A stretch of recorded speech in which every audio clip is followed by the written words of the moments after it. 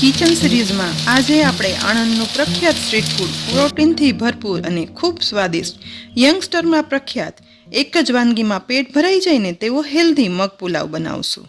મગનો પુલાવ બનાવવા માટે 1/4 કપ મગને 7 થી 8 કલાક પલાળી અને રાખ્યા હતા અને મગ સરસ પલળી પણ ગયા છે. એવી જ રીતે અડધો કપ બાસમતી ચોખાને 2 કલાક પાણીમાં પલાળી અને રાખ્યા હતા તો તે પણ સરસ પલળી ગયા છે. તો હવે ગેસની લો ફ્લેમ પર એક કઢાઈમાં 1 ગ્લાસ પાણી ઉમેરશું અને ગરમ કરવા રાખશું. પાણી ગરમ થાય ને એટલે તેમાં પલાળેલા ચોખા ઉમેરી દઈશું. સાથે અડધી ટીસ્પૂન મીઠું ઉમેરી દઈશું અને ભાતને બફાવા દઈશું. ભાત બફાય છે ને એ દરમિયાન બીજા ગેસની લો ફ્લેમ પર કુકરમાં 3-4 ટેબલ સ્પૂન તેલ ગરમ કરવા માટે ઉમેરશું. ગરમ તેલ થઈ જાય એટલે તેમાં 1/8 ટીસ્પૂન જેટલી હિંગ ઉમેરી દઈશું. એમાં પલાળેલા મગ ઉમેરી દઈશું. મગ સાથે 1/4 ટીસ્પૂન હળદર પાવડર ઉમેરશું અને અડધી ટીસ્પૂન મીઠું ઉમેરી દેવાનું છે. હવે મીઠું અને હળદરને પલાળેલા મગમાં મિક્સ કરી દઈશું જેથી તેલ અને મગ સાથે ભળી જાય. બધું મિક્સ થઈ ગયા પછી તેમાં 1/4 કપ પાણી ઉમેરશું. હવે વધારે 1/4 કપ પાણી ઉમેરશું. ટૂંકમાં 1/4 કપ મગ સામે અડધો કપ પાણી ઉમેરવાનું છે. અહીં આપણે મગ એકદમ છૂટા થાય ને તેવા બાફવાના છે એટલે કે એકદમ જરૂરિયાત પૂરતું પાણી ઉમેરવાનું. હવે કુકરનું ઢાંકણ ઢાંકી દઈશું અને કુકરમાં સીટી લગાવી અને ગેસની મીડિયમ ફ્લેમ પર ફક્ત એક જ સીટી કરવાની છે જેથી મગ બફાઈ પણ જશે અને મેશ ના થતાં આખા જ રહેશે.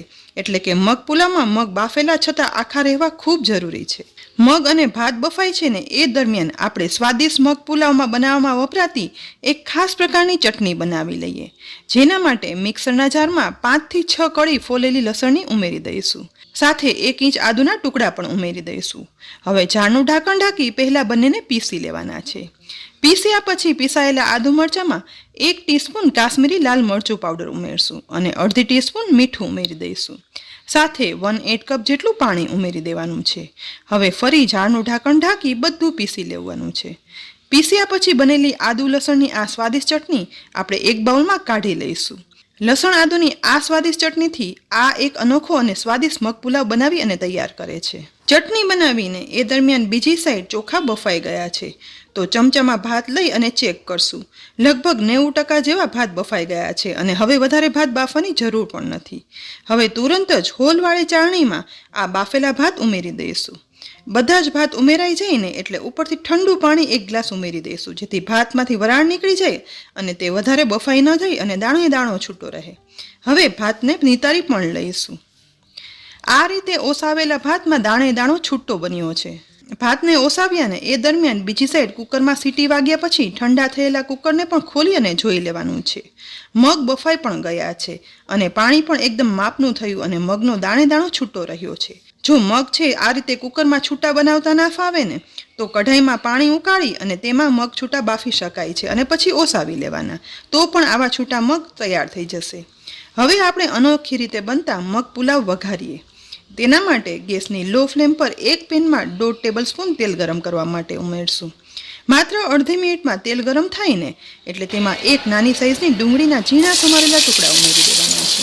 જો તમે ડુંગળી ના ખાતા હોય ને તો નહીં ઉમેરવાની, તો પણ મગ પુલાવ છે ને તે એટલો સ્વાદિષ્ટ બનશે. ડુંગળી મિક્સ કરતાં માત્ર 20 સેકન્ડ જેવો સમય થયો છે. તુરંત જ તેમાં સમારેલી કોબી અડધો કપ ઉમેરી દઈશું. સાથે 2 લીલા મરચાંના ટુકડા પણ ઉમેરી દેવાના છે.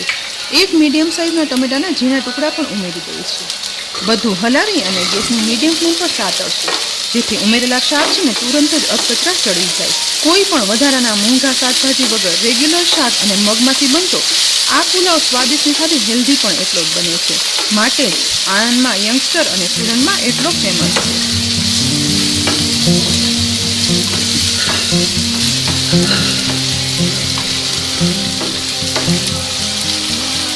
માત્ર 2 મિનિટ શાક સાતળ્યા પછી તેમાં ઓસાવેલા બાસમતી છૂટા ભાત ઉમેરી દેવાના છે.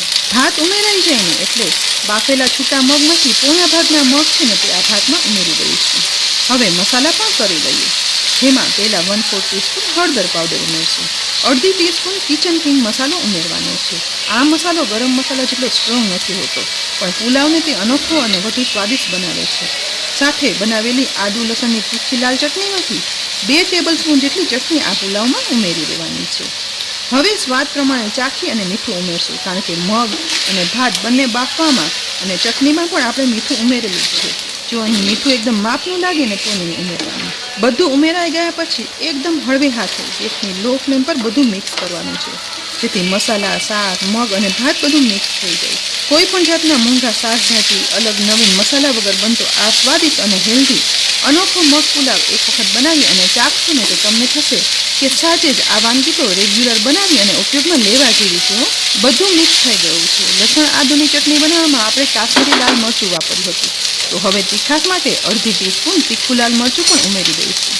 ફરી એક વખત એકદમ હળવે હાથે બધું મિક્સ કરશું, જેથી ભાતનો દાણો તૂટે પણ નહીં અને સુગંધી, સ્વાદિષ્ટ, હેલ્ધી મગ પુલાવ બની અને તૈયાર થઈ જાય.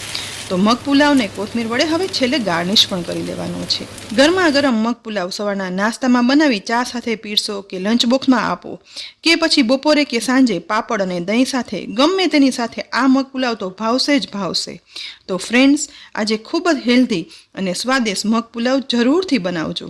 બધાને ચોક્કસ ભાવશે. સાથે જ મગ પુલાવની રેસીપી તમને કેવી લાગી કોમેન્ટ બોક્સમાં લખી અને જરૂરથી કહેજો. રેસીપી ગમી હોય ને તો લાઈક કરી અને શેર કરજો. અને આ વિડીયો જો તમે યુટ્યુબ પર જોઈ રહ્યા હોય ને તો અમારી ચેનલને સબસ્ક્રાઈબ કરી દેજો. અને જો આ વિડીયો ફેસબુક પર જોઈ રહ્યા હો ને તો અમારા ફેસબુક પેજને લાઈક કરી અને ફોલો કરજો, જેથી દરરોજ મુકાતી આવી ઉપયોગી રેસીપીના અપડેટ્સ તમને તુરંત જ મળી જાય. ફરી મળશું આવતીકાલે ઉપયોગી રેસીપી સાથે. ત્યાં સુધી આવજો.